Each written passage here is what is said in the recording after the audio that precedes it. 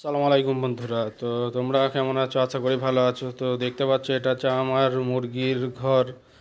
এইখানে যে আগের ভিডিও অনেক আমি দিয়েছি। এই একটা ঘর আমার, এটাও ফাঁকা আছে।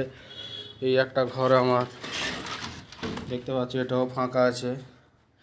আমার যে মুরগিগুলো ছিল, আর বাইরে থেকে না আমি একটা বাজার থেকে 100 মুরগি তুলেছিলাম। তো সেই মুরগিগুলোর রোগ ছিল, আমাকে যে বিক্রি করেছে সে আমাকে বলে দেয় না।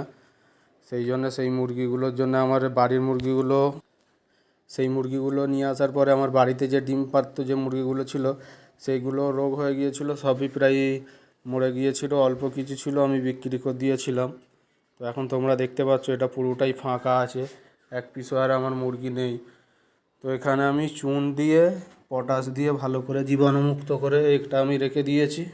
আর এখানে আমার একটা মুরগি আমি নিয়ে এসেছি, ওই মুরগিটাকে আমি তায়ে দিয়েছি, এটাও কিনেছি। একে 10 পিস ডিম দিয়ে তা দিয়া আছে এই মুরগিটাকে। তো ওই বাচ্চা তুলবো। আর এখানে এখন আমি এইগুলোই পোলট্রি মুরগি চাষ করব, যে ব্রয়লার চিকেন হয় ওইগুলো চাষ করব আমরা এখানটায়।